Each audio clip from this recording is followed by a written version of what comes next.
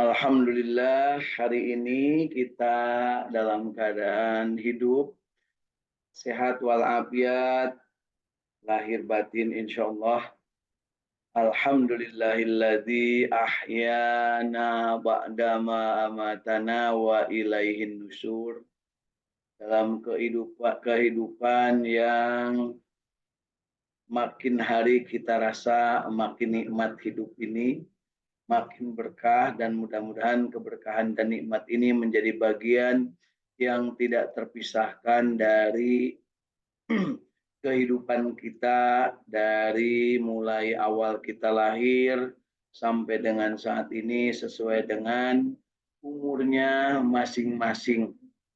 Ada yang sudah mencapai umur-umur cukup untuk disebut sebagai tua, di atas 60-an. Ada yang masih di bawah umur, di bawah usia balik, di bawah usia-usia yang ukuran-ukuran belum mendapat kewajiban yang penuh untuk menjalankan apa yang menjadi tugas kehidupannya, yaitu yang belum dewasa. Ada juga yang sudah menginjak dewasa dan beranjak menjadi orang yang kemudian berkeluarga, berumah tangga, ada yang sudah punya anak, bahkan ada juga yang sudah mulai punya cucu. Ya, artinya anak cucu itu merupakan bagian tak terpisahkan dari perjalanan hidup kita. Alhamdulillah yang hadir hari ini di Jinten Mutmainnah, Pak Ahmad, alhamdulillah orang Bandung ya, sudah bergabung. Kemudian Ibu Uis juga orang Bandung. Hari ini saya berada di sebuah area atau sebuah lokasi yang tidak asing bagi saya karena saya dilahirkan di tempat ini, yaitu di Tatar Sukapura di Tasik Coret, ya, Tasik Selatan. Alhamdulillah perjalanan dari Bandung menuju ke Tasik Indah lancar, dan semalaman kelihatannya menembus hujan. Ya. Alhamdulillah Bapak Ibu, kita lanjutkan kajian kita tentang manusia. Sebagaimana yang sudah kita bahas hari-hari ini, bahwa kita akan selalu dituntut untuk menjadikan diri-diri kita ini menjadi abdinya Allah, karena tugas kita adalah sebagai abdinya Allah. Dan kita juga tidak menafikan bahwa ketika menjadi abdinya Allah, jangan lupa ada yang diciptakan Allah khusus untuk menggoda manusia, menjadikan manusia untuk tidak menjadi abdinya Allah, yaitu iblis laknatullah alaih sebagai adu mubin, musuh yang nyata bagi kalian semua manusia.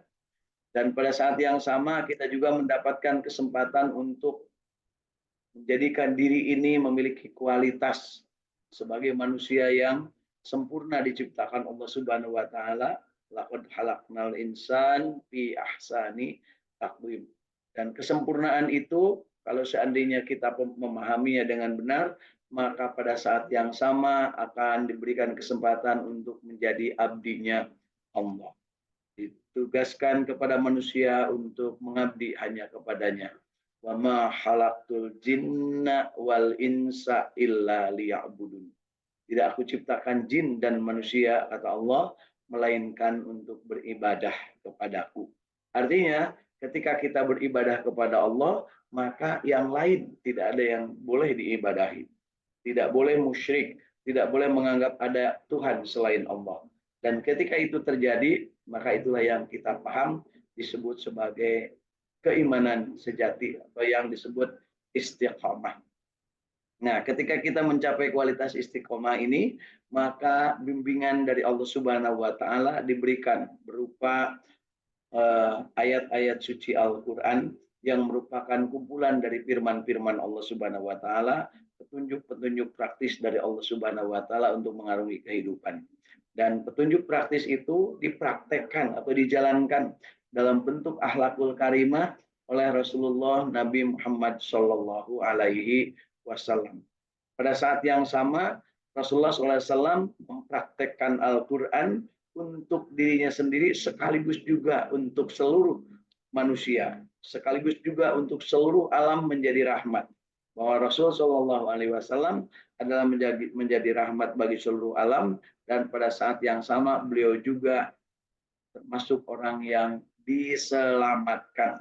Artinya apa? Atas izin Allah, Rasulullah SAW dijaga dari perbuatan-perbuatan yang sifatnya akan menodai kemanusiaan. Beliau dijaga dari berbuat dosa, beliau dijaga dari berbuat hal-hal yang menjadikan manusia itu berkurang kualitas kemanusiaannya. Nah, pada kesempatan ini kita memahami bahwa ketika Rasulullah SAW memberikan contoh teladan kepada kita semua, maka contoh teladan itu ada yang diungkapkan dalam bentuk perbuatan, ada yang dibuktikan dengan amal-amalan yang nyata. Nah, ada juga yang beliau lisankan, disampaikan. Nah, disampaikan artinya apa? Diperintahkan ataupun dilarang. Ada juga yang kemudian beliau diamkan. Ya, ada yang diamkan artinya beliau tidak larang dan beliau juga tidak suruh. Nah, kita termasuk yang mana ketika kita berada dalam kehidupan ini? Apakah mengikuti yang dilakukan oleh Rasul atau mengikuti perintah yang dilisankan oleh beliau ataupun larangan yang dilisankan beliau, atau kita mengikuti dari contoh-contoh para sahabat yang melakukan tetapi tidak dilarang dan juga dibiarkan oleh Rasulullah SAW untuk dilaksanakan sebagaimana yang mereka lakukan. Tentunya bagi kita adalah semuanya. Bagaimana kita bisa memahami semuanya bisa sampai kepada kita? Itulah yang kita sebut dengan sunnah-sunnah atau hadis-hadis Kanjeng Nabi Muhammad SAW yang sampai di hadapan kita semua berupa kitab-kitab atau petunjuk-petunjuk atau berupa tausiah-tausiah dari para alim ulama yang sampai kepada telinga kita, yang sampai kepada mata kita, yang sampai kepada hati kita. Tentunya pada saatnya kita akan memahami bahwa itu semua akan bergantung kepada diri kita masing-masing. Apakah kita siap menerima itu sebagai sebuah aturan, sebagai sebuah ajaran, sebagai sebuah bimbingan, atau kita akan cuek-cuek saja, tidak memperhatikan apapun yang menjadi himbauan atau menjadi bagian dari tugas yang disampaikan oleh Rasul Shallallahu Alaihi Wasallam. Nah, Bapak Ibu, jadi untuk hari ini kita akan melihat bahwa kemarin kita sudah mencoba membahas tentang surat An-Nisa, dari mulai penegasan Allah Subhanahu wa taala tentang manusia itu diciptakan dari Nabi Adam SAW yang diciptakan dari tanah, kemudian diciptakan juga istrinya Siti Hawa, kemudian beranak pinak menjadi banyak. Sampai dengan diri kita ini adalah bagian dari Nabi Adam alaihissalam. Bagian dari apanya? Bagian dari keturunannya. Sampai disebutnya itu Bani Adam, artinya keturunan Adam. Nah, yang namanya keturunan Adam ini dalam hidupnya pasti akan diawali dengan kelahiran dan diakhiri dengan kematian. Semua yang namanya manusia pasti diawali dengan kelahiran dan diakhiri dengan kematian. Ada manusia yang dikecualikan untuk sampai dengan saat ini belum menemui kematiannya. Ya, yaitu diantaranya adalah Nabi Isa alaihissalam yang kematiannya ditunda oleh Allah Subhanahu wa taala di dunia ini sampai dengan nanti menjalankan tugasnya untuk menyelamatkan umat Kangjeng Nabi Muhammad SAW dari Dajjal. Nah, sementara yang lainnya termasuk diri kita ini akan mati selagi di dunia, dan kematian kita tidak tahu kapan akan terjadi. Justru karena kita tidak tahu kapan terjadinya kematian, maka kita merasa bersyukur. Nah, bayangkan kalau Bu Uis atau Bu Hilda atau Kang Ahmad ini tahu kapan akan mati, saya yakin akan melakukan persiapan. Contoh saja kalau kita akan berangkat menuju ke sebuah tempat yang tempat itu belum pernah kita alami berada di situ, atau pengalaman pertama katakanlah, yaitu tempat yang namanya kita idam-idamkan atau kita tidak idam-idamkan. Dan kita diberitahu bahwa 2 hari lagi kita akan berangkat ke sana. Maka kita akan berupaya semaksimal mungkin untuk mendapatkan kesempatan, memperoleh kesempatan untuk menyiapkan diri, berbekal. Nah, ini sebuah keniscayaan manusia ketika akan berangkat dan sudah ditentukan tanggal keberangkatan, maka pada saat itu dia akan menyiapkan diri untuk hidup di tempat baru tersebut. Ya, ada yang berkemas bagaimana supaya di sana tidak terjadi sesuatu yang menjadikan dirinya terkena musibah. Ada yang berkemas bagaimana supaya di sana itu bisa mengatasi berbagai permasalahan. Nanya udaranya, nanya bagaimana kondisinya, siapa saja yang ada di sana, apa saja syarat-syaratnya, bagaimana untuk bisa mendapatkan kesenangan, bagaimana untuk berhindar dari sebuah bencana. Maka pada saat itu kita paham bahwa Allah Subhanahu wa taala menetapkan tempat akhir kita itu nanti, yaitu yang namanya alam akhirat. Nah, ketika kita akan menuju ke alam akhirat, maka kita akhirnya menyiapkan diri. Menyiapkan diri yang benar-benar meyakini bahwa alam akhirat itu ada, tentu beda dengan yang tidak meyakini bahwa alam akhirat itu ada.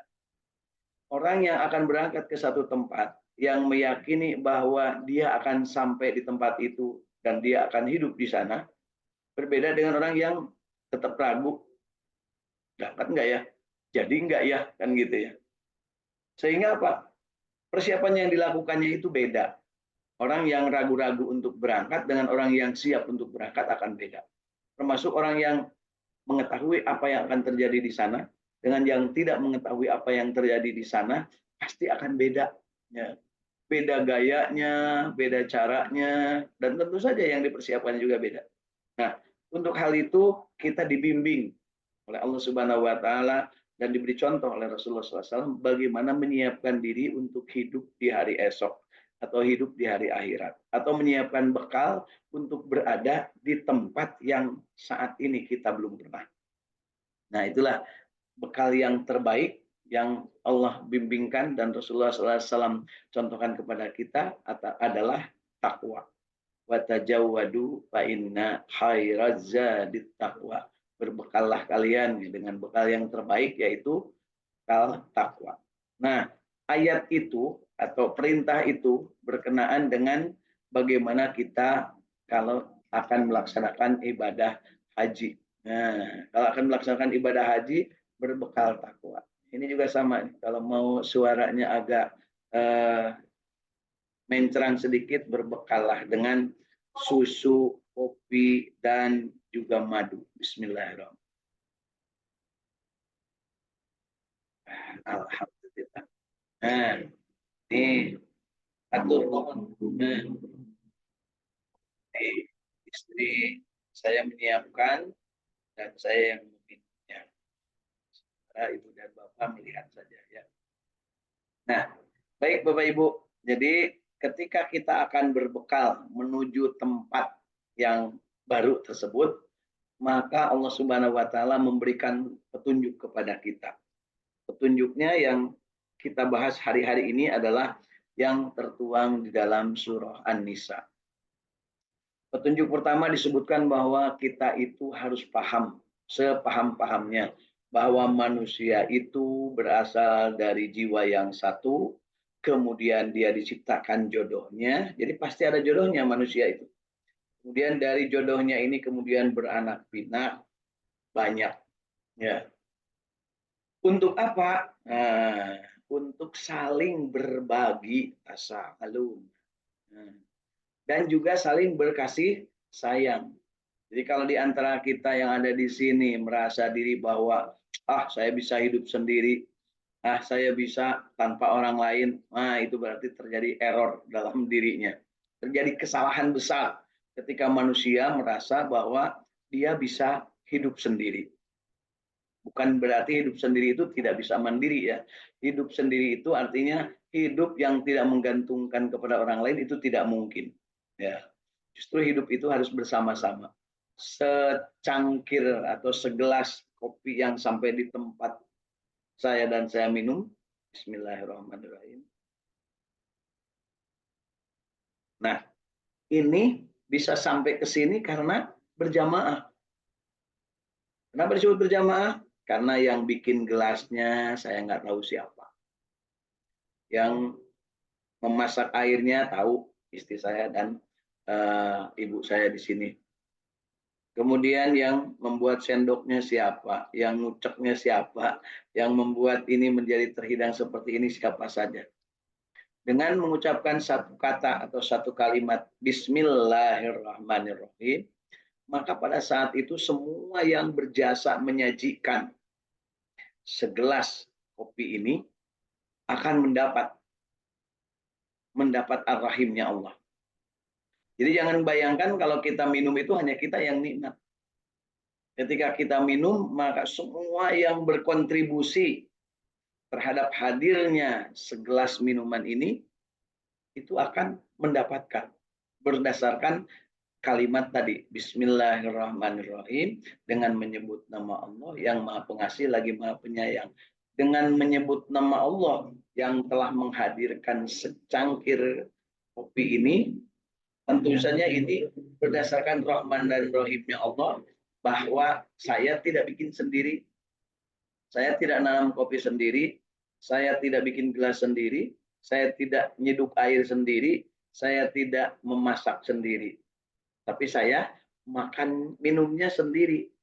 Tetapi ketika kita ucapkan Bismillahirrahmanirrahim, maka kesendirian itu menjadi sirna, menjadi berjamaah. Ingat, setiap saya mengucapkan Bismillahirrahmanirrahim, kemudian minum, alhamdulillah, yang mendapat nikmatnya air masuk ke tenggorokan adalah diri saya. Tapi ketika menyebut nama Allah, maka Allah getarkan. Allah Subhanahu wa Ta'ala getarkan ke semua yang ikut serta dalam menyajikan segelas kopi ini kerahmanan dan kerahiman Allah. Contoh paling gampangnya, ketika istri saya menyampaikan terus bilangin hatur nuhun, terima kasih, maka dia sumringah wajahnya, tuh sumringah wajahnya ya. Artinya apa? Ada kasih sayang yang terjadi di situ. Tapi kalau kita melakukan atau begitu meminumnya kemudian disemburkan dan dibuang bahkan sambil maki-maki atau misu-misu karena mungkin tidak berkenan, maka lihat wajah orang yang menyajikan tadi pasti akan berubah dan tidak akan merasa nyaman. Nah, itu contoh kecil. Artinya apa? Itu yang kerasa, itu yang kelihatan. Bagaimana dengan yang tidak kelihatan? Nah, maka Allah lah yang menyampaikan semuanya.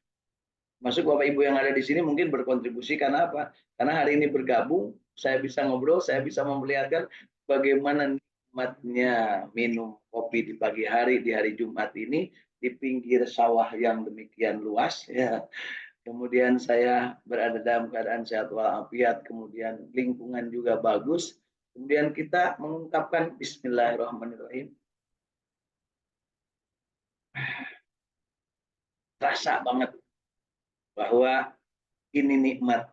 Nikmat udaranya, nikmat lingkungannya, nikmat keamanan negeri. Ya. Nikmat dilihat oleh Bapak dan Ibu, nikmat ditonton oleh Bapak dan Ibu.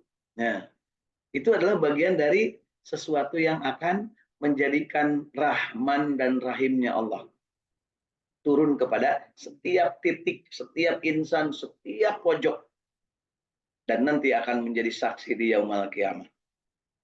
Jadi air kopi yang saya minum ini kita ucapkan dengan Bismillahirrahmanirrahim, kemudian kita selesainya membaca Alhamdulillahirabbil alamin, itu nanti akan dipersaksikan oleh yang berkontribusi. Bisa jadi, mohon maaf disebutkan, umpamanya yang tukang bikin gelasnya ini punya banyak dosa. Mohon maaf dicontohkan. Ketika diucapkan Bismillahirrahmanirrahim, dia berkontribusi membuat gelas. Maka pada saat yang sama, dia akan menuntut kepada Allah Subhanahu wa Ta'ala, ya Allah, memang saya banyak dosa. Tetapi saya bikin gelas itu dan menjadikan orang lain senang ya Allah. Menjadikan orang lain bahagia ya Allah, bisa minum pakai air dari gelas yang saya buat. Maka pada saat itu gelas ini akan ngomong, benar nggak kamu dibikin oleh orang itu? Nah, dan kebenaran ini sudah diinformasikan kepada kita dalam surat Yasin. Al yauma nahtimu ala afwahihim wa tukallimuna aydihim wa tashhadu arjuluhum bima kanu yaksibun. Shadaqallahul azim. Jadi yang namanya di alam nanti mulut tidak bisa berbicara. Justru yang berbicara itu adalah selain mulut, panca indera kita, termasuk juga infrastruktur yang ada sekitar kita, gelas dan sendok juga akan ngomong. Dia akan menjadi saksi bagi orang yang berkontribusi. Dan tahukah kita bahwa yang namanya menjadi saksi itu adalah penting. Karena apa? Bisa meringankan dan juga bisa memberatkan. Dan kita tahu bahwa saksi yang selalu kita idam-idamkan menjadi saksi bagi kita, pada saatnya kita mempertanggungjawabkan perbuatan di hadapan Allah Subhanahu wa taala, saksi yang kita rindukan adalah Kangjeng Nabi Muhammad sallallahu alaihi wasallam. Sehingga beliau menyaksikan atau menjadi saksi, benar Kang Ahmad itu dulu ikut ngaji, benar Bu Ois itu dulu ikut ngaji, benar Ibu Hilda itu bersama keluarganya ikut ngaji waktu itu. Kata Kangjeng Nabi Muhammad SAW, beliau mengungkapkan bahwa setiap yang menyampaikan di materi tausiahnya nama aku, kata Rasulullah Nabi Muhammad, maka bibirnya Kang Ahmad, Deis, Bu Hilda ini otomatis spontan sallallahu alaihi wasallam. Maka aku saksikan ya Allah, benar mereka itu adalah umatku. Benar mereka itu benar-benar hidup di dunia dan pada saat itu berkontribusi kepadaku, yaitu bersolawat kepadaku. Jadi jangan lupa Bapak Ibu, solawat itu maaf, solawat itu adalah bentuk kontribusi kita. Nah, jadi bentuk kontribusi. Amal, kalau kontribusi itu dalam bahasa kitanya. Solawat itu adalah amal soleh. Dan amal soleh itu adalah amal yang ada contohnya, diperintahkan ataupun dilarangnya ada perintahnya. Kemudian kita getarkan dari dalam kalbu kita, penuh kesadaran karena iman kepada Allah, maka pada saat itu amal itu disebut soleh. Jadi amal soleh itu kalau sederhananya kita pahami, digetarkan dalam kalbu, dilisankan dengan perbuatan dengan mulut kita, dengan lidah kita, dengan bibir kita, dibuktikan dengan amal perbuatan kita, dan dipersembahkan hanya untuk mendapatkan ridho Allah yang namanya harapan atau doa. Jadi kalau saluyu, kalau sesuai antara hati, mulut, perbuatan, dan doa, maka pada saat itulah amal menjadi soleh. Dan yang amal menjadi soleh itu disebutnya dalam Al-Quran, kita minta untuk dibimbing untuk selalu beramal soleh, yaitu melaksanakan yang namanya asyiratul mustaqim. Jadi asyiratul mustaqim itu adalah amal soleh yang disebut sebagai ibadah yang dicontohkan oleh para nabi dan rasul. Mohon maaf. Ya, jadi kalau kita pahami sekarang ini bahwa amal soleh itu apa? Amal soleh itu adalah sesuatu yang bergetar dari dalam kalbu, diucapkan dengan lisan kita, dibuktikan dengan amal perbuatan kita, dan diluruskan hanya untuk mendapat ridho Allah Subhanahu wa taala. Itu yang namanya istiqamah, lurus antara hati, ucapan, perbuatan, dan doa. Di dalam hati apa yang terjadi? Tekad atau i'tiqad atau niatan, harapan. Ya. Kemudian mulut diucapkan. Kita tahu bahwa yang namanya manusia untuk menjadi muslim itu wajib hukumnya untuk mengucapkan. Tentunya bagi yang mampu berucap. Mengucapkan 2 kalimat syahadat. Itulah yang namanya ikrar kita. Syahadah kita, ikrar kita untuk masuk menjadi penganut agama Allah. Dan di dalam sholat juga sama. Dari mulai diikrarkan oleh diri kita. Kalau ada yang biasa niatnya diucapkan, usolli, fardol, duhri, arba, rakaati, mustaqbil Ka'bah, ataupun yang tidak diucapkan juga tidak ada masalah karena itu merupakan bagian dari hal yang belum sholat. Tetapi ketika mengucapkan Allahu Akbar, maka tidak bisa kita itu harus diucapkan Allahu Akbar. Tentunya bagi yang mampu tadi ya. Bagi yang bisu tentunya tidak seperti itu ya. Artinya apa? Ketika kita mengucapkan Allahu Akbar, hatinya menyebut Allah itu Maha Agung, Maha Besar. Kemudian mulutnya berucap, tangannya dan seluruh desir jarak darah kita, kaki kita lurus, mata kita pandangan lurus, tangan kita naik sesuai dengan aturannya. Nah, kemudian begitu Allahu Akbar, tutup segala kesalahan dan dengan kebaikan. Nah, ini ya. Maka itu akan menjadi bagian dari ibadah. Kalau tidak jadi ibadah. Diam aja, meneng atau ngaraga meneng. Maka pada saat itu tidak jadi sholat. Karena sholat itu tidak begitu. Sholat itu harus ada unsur kesempurnaan antara hati, lisan, gerak, dan doa. Ya. Dengan penuh harap Allahu Akbar kabiro, walhamdulillahi kasiro. Subhanallahi bukrata wa asila. Langsung hadapkan wajah kita. Inni wajhahtu wajhiya lilladzi fataras samawati wal ard, dan seterusnya. Pada saat itulah disebut sholat. Ya. Demikian juga saum. Saum itu harus jelas ada niatnya. Kemudian dia praktekkan ada sunnahnya berupa makan syahur, niatnya bergetar, kemudian kita makan sahur, kemudian kita praktekkan menjaga diri dari hal-hal yang membatalkan selama dari kurun waktu tertentu fajar sampai dengan maghrib. Kemudian dengan penuh harap kepada Allah Subhanahu wa taala, imanan wahtisaban, penuh harap. Maka pada saat itu akan menjadi ibadah.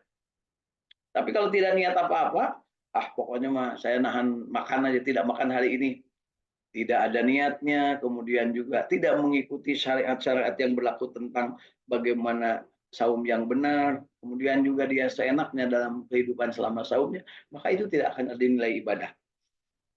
Nah, artinya apa? Semua yang namanya ibadah akan melibatkan hati, akan melibatkan mulut, akan melibatkan tangan, dan akan melibatkan keinginan atau harapan. Ya. Nah, bagaimana kalau yang tidak usah diucapkan, artinya mulutnya tidak ikut? Tidak ikutnya mulut itu adalah ibadah. Contoh, kalau kita tahu tentang kejelekan orang lain, mencaci maki orang lain, memfitnah orang lain, membuli orang lain, ya. Kalau kita lakukan itu dosa. Tapi kalau kita tahan mulut kita untuk tidak ngomongin kejelekan orang, tahan mulut kita, dilakban, maka pada saat itu adalah ibadah. Jadi menahan diri untuk tidak ngomong sesuatu yang tidak berguna itu ibadah. Jadi jangan kira kalau orang berdakwah itu harus ngomong. Enggak. Justru kadang-kadang berdakwah itu tidak usah ngomong. Contoh, ketika kita akan ada muncul kemarahan yang bisa disampaikan atau bisa dituangkan atau bisa disampaikan dengan mulut, maka pada saat itu kita tahan untuk tidak ngomong, maka pada saat itulah dia ibadah. Ya. Jadi menahan diri untuk tidak ngomong itu ibadah. Dan ada ibadah yang kalau kita ngomong selain dari apa yang menjadi tuntunan omongannya, maka batal ibadah itu. Contoh, kita sedang sholat, ya, kita sedang sholat, tiba-tiba kita melihat anak-anak sedang bermain atau membahayakan permainannya. Terus kita ngomong, diem. Nah, hanya ngomong, diem, ketika kita sedang sholat, maka batal sholatnya. Ya, jadi ketika kita ngomong, kamu diem, tapi kita sedang sholat, maka itu batal sholatnya. Jadi jangan lupa, mulut ini bisa ibadah dengan ngomong, mulut ini juga bisa ibadah dengan tidak ngomong. Nah, kesempurnaan kita untuk memahami itu, itulah yang namanya petunjuk akhlak dari Rasul Shallallahu Alaihi Wasallam.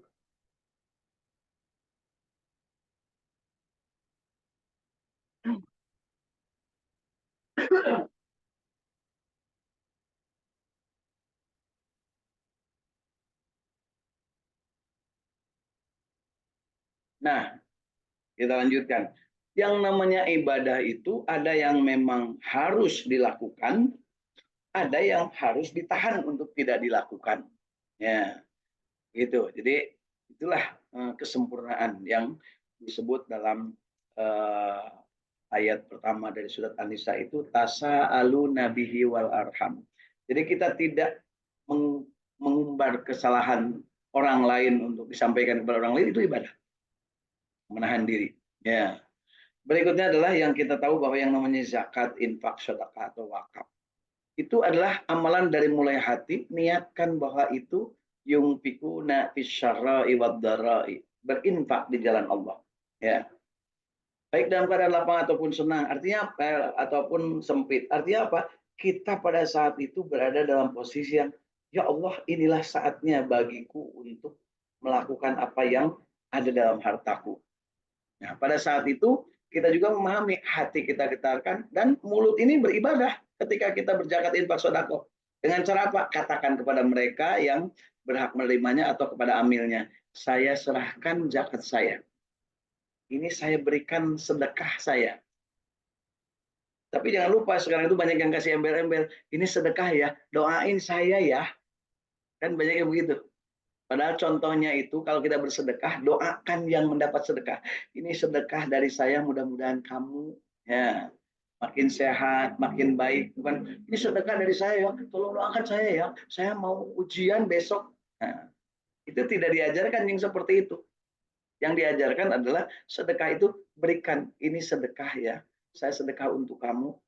Mudah-mudahan ini bermanfaat dan mudah-mudahan kamu tambah sehat, tambah baik dan tambah soleh. Mudah. Ya, karena apa? Doa kita kepada orang lain dengan sumringah, dengan ikhlas, dengan sambil memberikan kesenangan kepada orang lain, maka di saat yang sama para malaikat akan melihat dan mereka akan mendoakan. Mana buktinya? Coba kita lihat di praktek kita ketika sedang dalam sholat di tasahud akhir, kan atau tasawuf awal, tasawuf akhir, kan di situ ada disebutkan bahwa ketika Rasulullah SAW di Sidrat Muntaha, dia mengungkapkan at-tahiyatul mubarakatuh sholawatu thayyibatul lillah. Kemudian Allah Subhanahu wa taala menunjuk kepada beliau, Assalamu alayka ayyuhan nabiyyu wa rahmatullahi wa barakatuh. Maka pada saat yang sama semua yang selain Allah itu bergetar, ya, bergetar dan mengungkapkan assalamu alayna wa ala ibadillahi sholihin. Nah, ini cerminan bahwa ketika kita bersedekah, ketika memberikan sesuatu kepada orang lain dan kita doakan orang lain, pada saat yang sama alam ini akan mendoakan kita. Itu juga yang disebutkan bahwa tersenyumlah kepada orang lain, jangan mengharap disenyumin. Sampaikanlah salam kepada orang lain, tapi kamu jangan sampai kalau seandainya tidak dijawab salammu terus jadi sakit hati. Kamu senyum kepada orang lain, jangan sampai kalau tidak disenyumin terus sakit hati. Kamu cintai, nah ini yang susah Bu ya. Kamu cintai orang lain dan jangan kamu berharap dicintai mereka. Kenapa? Cintailah orang lain karena Allah lah yang akan menggerakkan semua alam untuk mencintaimu. Nah, ini hebat nih Bu ya. Susah nggak kira-kira ya? Susah. Cintailah orang lain, cintailah segala sesuatu, maksudnya dengan penuh cinta, sepenuh hati. Nah, pasti kamu akan mendapatkan feedbacknya, akan mendapatkan efeknya dari itu semua. Energi positif itu dengan cara memberikan yang positif kepada orang lain. Tapi kalau kita marah-marah, misu-misu, membuat sesuatu menjadi tidak nyaman, menjadi tidak indah, maka pada saat yang sama diri kita juga akan menjadi tidak nyaman, tidak indah.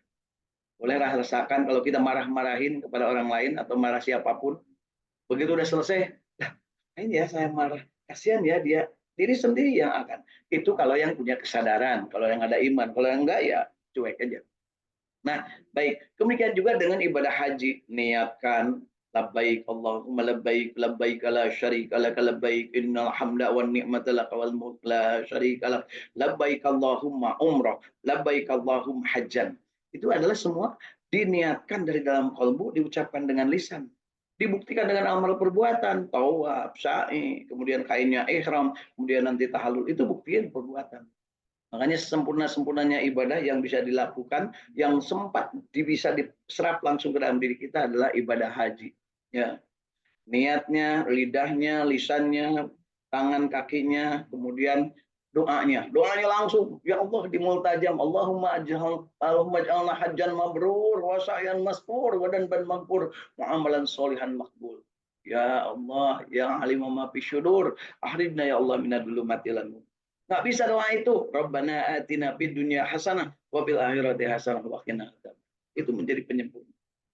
Nah, jadi Bapak Ibu semua, yang namanya manusia tadi disebutkan diciptakan dari satu, diciptakan jodohnya, kemudian beranak pinak. Untuk apa? Untuk saling berbagi, kemudian di dalam bingkai persaudaraan dan kasih sayang. Berikutnya diaturlah manusia itu bagaimana kalau menikah, bagaimana berbagi waris, bagaimana kalau dagang, bagaimana kalau terjadi perselisihan, bagaimana kalau seandainya kita ingin berbagi dengan sesama muslim, berbagi dengan non-muslim, bagaimana berinteraksi, semuanya diatur.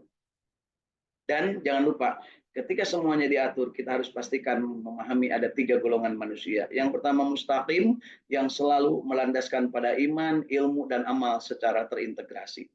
Yang namanya maghdub, dia mengaku beriman, tetapi dia mengaku lebih berilmu dari yang lain, tapi dia tidak mengamalkan. Kemudian yang namanya dolin, dia mengaku soleh, amal terus-terusan, tapi tidak pakai ilmu. Ujung-ujungnya maghdub dan dolin ini menganggap bahwa Allah itu ada anaknya. Na'udzubillahi min dalik. Sehingga ditegur oleh yang namanya mustaqim itu, Allah itu ahad, hanya satu, hanya kepada Allah kita bergantung, tidak beranak dan tidak diperanakan. Itulah yang namanya surat Al-Ikhlas. Ya, kita termasuk yang mudah-mudahan paham tentang hal itu, dan hari ini termasuk yang rezeki kita untuk bisa ngobrol, melihat, memperlihatkan sesuatu yang sederhana tetapi dengan bingkai keimanan.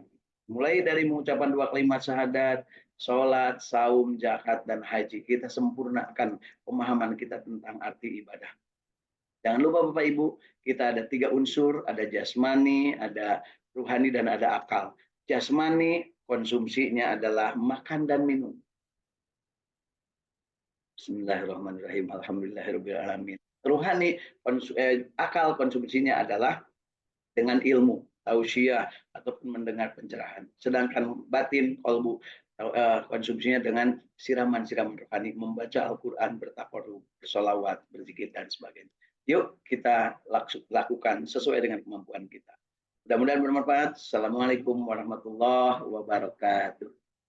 Ya, kita berdoa akhir majelis. Ya, subhanakallahumma wa bihamdika asyhadu an la ilaha illa anta astaghfiruka wa atubu ilaik. Mudah-mudahan bermanfaat dan